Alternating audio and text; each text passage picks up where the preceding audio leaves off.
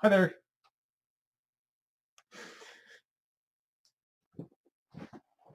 Hi, Kevin and Varnya and Veronica and Cass. Uh, I wanted to write you an email about bear tips, but I figured it'd be more fun to make you a video, so I don't know how this is going to turn out. Try it out.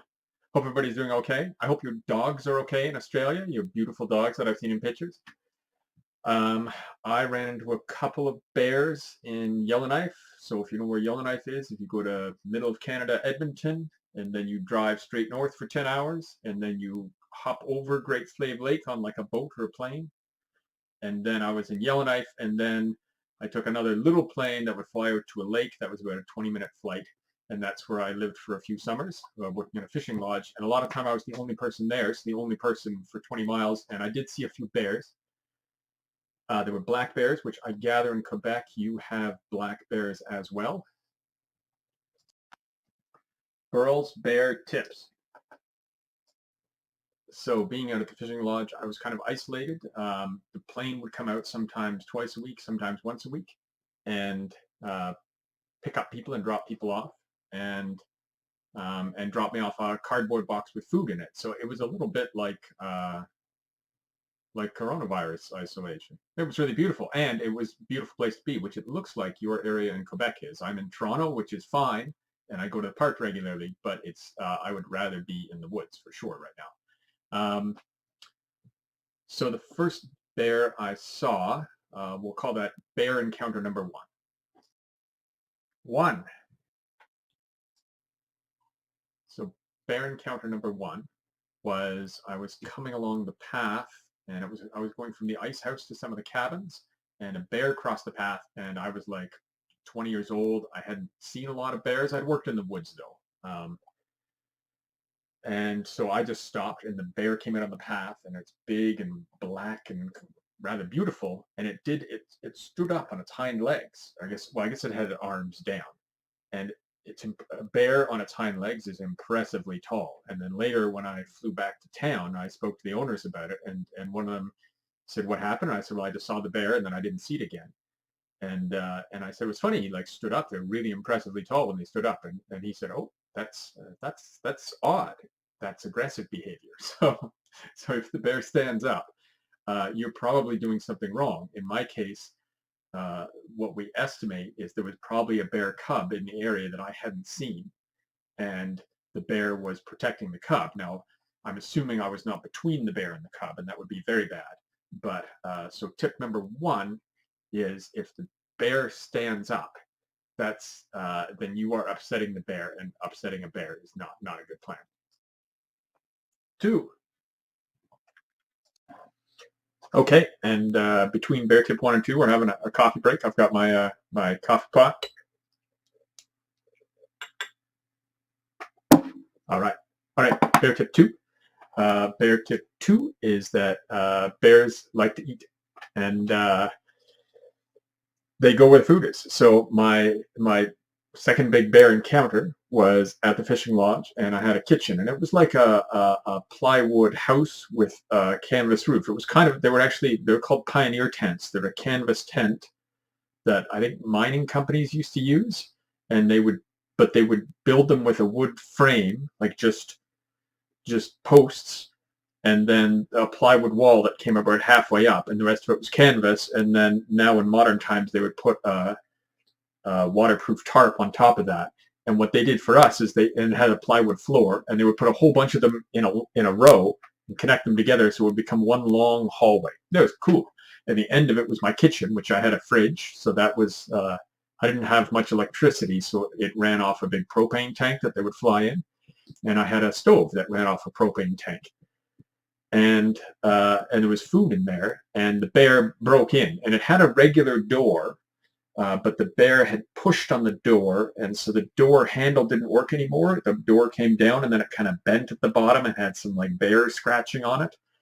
Um, and so I didn't have to turn the door handle anymore. You just kind of shoved the door closed, and it was held there by friction, and then you would pull it open. And I took all the food out of the kitchen because the bear was coming back, and I was making noise. Okay, so I would make noise to try and get rid of the bear, but After a few days, the bear was used to me, and it was used to me standing there banging in a pot with a stick, with a spoon, and it was no longer afraid of Burl and the spoon. So it would just come back. And they're kind of it's a slow moving, confident animal. Not a lot of things eat the bear, so the bear is a calm, lovely beast. And one day, so I took all the food in my kitchen and I put it in the ice house. The ice house had big, thick walls and a big, thick door because we would cut ice out of the lake and store it in the ice house and cover it in sawdust. And then that ice would stay all summer, and we would put it in coolers and use it as mini fridges. So I put all my food in the ice house because with the big door, it was well sealed off. And then the kitchen didn't have any food in it. Juice break time. I also have some orange juice, so I'll have an orange juice break. So I had taken the food out of the kitchen, but the bear, one day I was walking around, I had the lodge was out on the rock, and I would go and do stuff in the buildings and fix things and prepare the lodge for guests. And I went back to my main tent frame place with the kitchen, and I wasn't thinking about it. I just was going to make a sandwich. Or no, I wasn't going to make a sandwich because there was no food in it. I don't know what I was doing, but I heard something, or I wanted to check on something, and I just went in and I just sort of kicked the door because, like I said, it was kind of broken, so I could just go in. And I kicked the door and walked into the kitchen. And inside the kitchen, let's say the kitchen is, I don't know what it is, 10 by 10, and it's got counters. So there's a square in the middle that's like 6 by 8 feet or something. Or 8 by 8. It's not very big, but I stepped into the kitchen, and I was not the only person in the kitchen. There was also a bear in the kitchen. The two of us, which luckily, I think it was good that the bear was familiar with me and I was familiar with the bear. I'd always, if I saw the bear, which wasn't that often, I would try to stay upwind of the bear. Upwind means if the wind's blowing from over there, I try to make sure I'm on that side of the bear. And that way, when the wind blows, it blows over me to the bear, and then the bear can smell me. So if the wind's blowing from over there and I go stand down there, then the bear can't smell me because the wind is blowing my smell away. So then the bear can maybe see me but can't smell me. That makes him nervous. I was like, just, wild animals want information. Give them the information. Make sure your presence is known. Back off slowly. Try to remain upwind and stay calm. The bear is very calm. But anyway, I was in the kitchen with the bear. We were quite surprised. It was very funny. But I was actually quite relaxed around the bear too. So I just kind of said, oh, okay. Oh, and then I went out of the kitchen, and he actually, I don't know if it was that time or the next time. At one point, he left through the wall. He didn't. I guess he went in there and the door had shut. So he just kind of walked through the plywood wall. Bears are strong. So bears like food. That's why they're going for the garbage. Okay, that's tip 2. Okay, tip number 3. Bears are lovely. I was also going to show you pictures of the bear from Yellowknife, but the problem is the only pictures I have, I think, are the bear I shot because I had to shoot a bear. I'll explain that.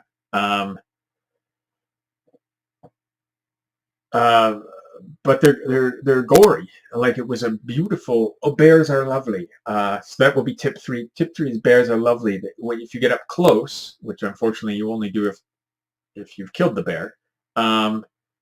The fur is thick and rich. It's not they're wild, but the fur is not mangy, or it's like thick and wonderful and black as night. And then the nose is like a big soft piece of rubber, and the paws, it's like a dog paw that has, the lovely pads, but the pads are bigger and the texture is bigger and they're more rubbery. These big, lovely paw hands and big nose. They're so beautiful. Bears are lovely, and bears run extremely fast. If you were hypothetically to shoot a bear because you had to and you didn't kill it and it ran away, the speed at which that bear can run is phenomenal. And I had a ladder up against the side of our cabin. So when I shot the bear, I just dropped my gun and ran up the ladder, and that way I didn't know. Yeah, if the bear came after me, then I could just kick the ladder down and hide on the roof. But the bear did not chase me; it ran away. So I did have to kill a bear. So I'll give you that bear story. Okay, so the story of the bear I shot, it was cool, but it was scary. I spoke to a fishing lodge guest, and they gave me some tips. But the problem was that once the bear went into that kitchen I was in, and I had left only one item of food in the kitchen, which I had left in the top, way top corner. There was a shelf, and there was a bottle of cooking oil on it, and I hadn't worried about that because it was way high in the corner. And I was actually in the corner where the stove was. And I came in, and the bear wasn't there, but the bottle of oil was no longer on the shelf. It was sitting on the stove, and the stove was on. They were a propane stove, so it had a flame, and the stove top had been turned on, and the vegetable oil bottle had melted, and there was oil everywhere. And I was the only person for 20 miles for most of that week, being at the fishing lodge. So it was me or the bear. And it was quite high up, like that's a tricky spot to get to. So the bear, I believe, stood on his hind legs and probably put his paws on the stove and reached up. And I'm assuming he leaned his body against the stove, pushed in the knob, and turned it by mistake, which seems amazing. But the other thing is that behind that stove, there's like a piece of metal, and then there's a piece of plywood, and there's some hoses, and they go to 2 propane tanks that are the big ones, big tall ones. And if those blew up, then about 60 feet in the other direction, or maybe 100 feet into the woods, I had a platform where I had big gasoline barrels for filling up the motorboats with gasoline. And I was worried that I would blow up the entire lodge. So that's when I radioed the owners, and we discussed. And so I had to shoot a bear because the bear was now a danger to our lodge. But I believe we could have got, I'm not sure how that works. I think there's something you can get, which is cayenne pepper, that goes inside the shotgun and makes a cloud of horrific cayenne pepper. But I did not have that option. Now I was in way in the wilderness, so there was probably a pretty strong ecosystem, like there were other bears. But I guess the tip there is that the bears are strong and can cause damage. But I don't know if your garbage thing is a bear. I wonder if the bear would have done more damage to the bin, but I don't know. That's the bear story. Okay, I know this video was way longer than I planned, but we're almost at the end. Okay. Okay, I don't know if I have, like, there weren't really great bear tips, were they? Make yourself visible. Bears eat food. Black bears shouldn't be dangerous. So I've been in quite close proximity to black bear, and there was no danger, but it could be dangerous if there's a bear cub that you don't see. That's always the thing with nature. There might be a variable you don't know about. So you might see the bear, think that the bear has lots of space, it could go off in the woods, and you can't figure out why it's upset with you, but what you don't know is over there somewhere is a bear cub that it thinks you're in the way.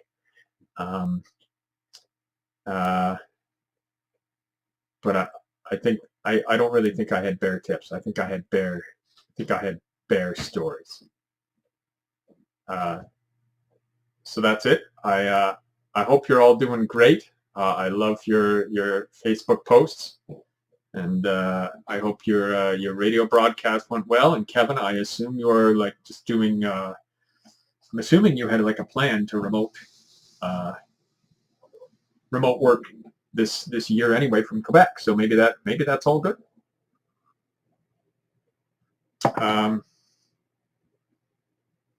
That's it. So I'll talk to you guys soon. And yes, I totally want to come and visit. We'll see how work goes. So when the lockdown ends and we're allowed to travel, I would love to come and visit as soon as possible. But it will depend. Like my work doing the house staging and renovation stuff we do, it may take off. There might be a backlog of home inventories, and it may be a little crazy where they want to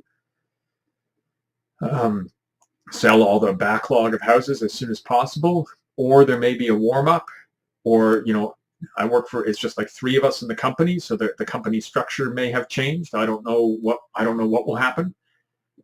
So I'll have to see. If I have the opportunity, then I will drive up to visit, and I would love to do that. That would be like a great post-coronavirus thing to do, would be road trip to see your friends. That would be great.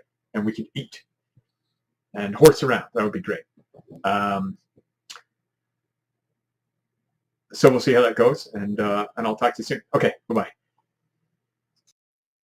Bye, everybody. Bye.